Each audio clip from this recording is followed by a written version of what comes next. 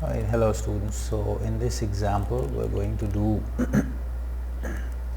practical illustration of the example that we saw in the slide. So this is taken from the book. This is the factorial recursive factorial function.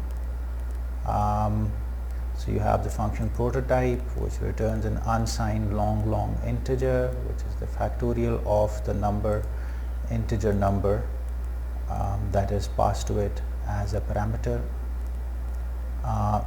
We are basically computing the factorial for the numbers, unsigned integer numbers starting from 0 and going up to 21.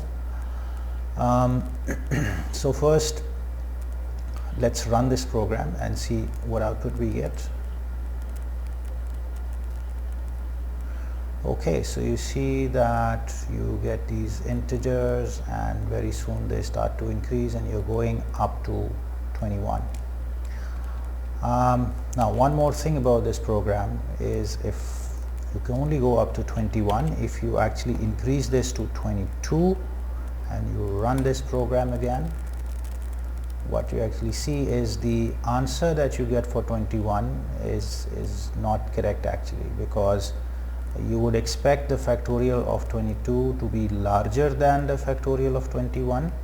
You should have at least one more digit increasing here on this side, but the exact same number of digits here regardless of the value. So what that means is that this answer is not correct, and so your answer is being truncated over here because you are exceeding the largest number that can be stored in an unsigned long integer. If you're not convinced, let's do this up to 30 and then see whether we get correct answers or not.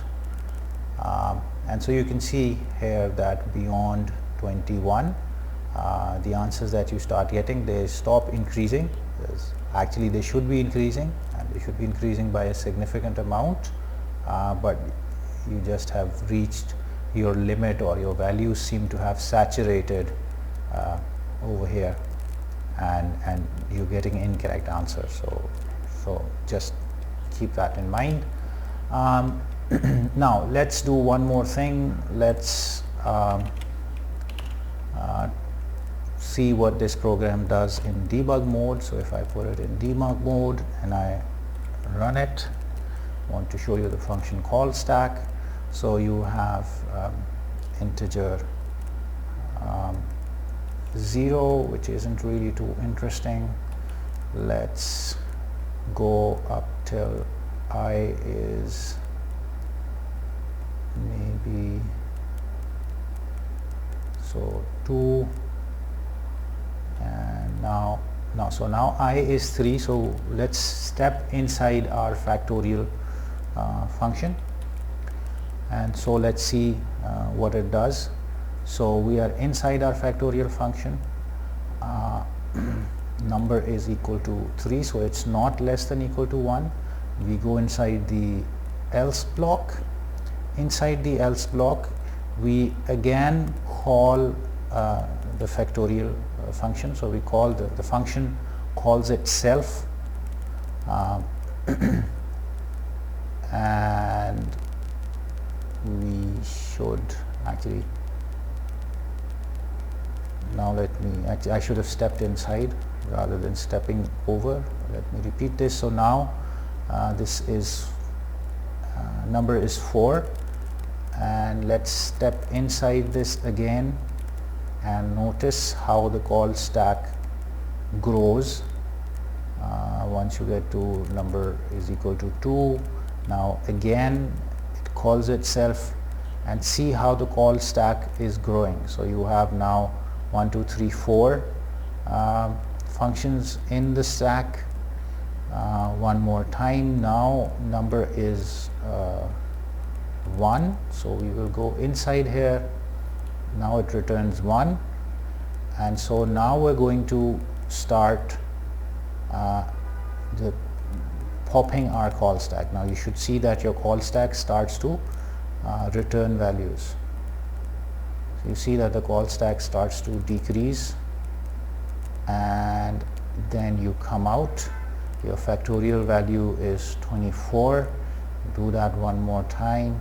Now I is increased to 5. You can step in again, and then again you can see that your call stack starts to increase. Now you will have about 6 functions in your call stack before you start to return values. You see again your call stack starts to decrease, your returning values, and then finally you're back in your main function.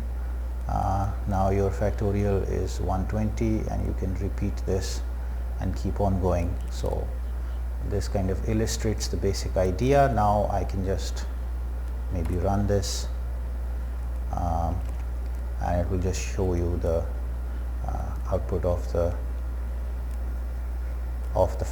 whole program. Okay, now let's look at the Fibonacci example. So let me just go ahead and open that.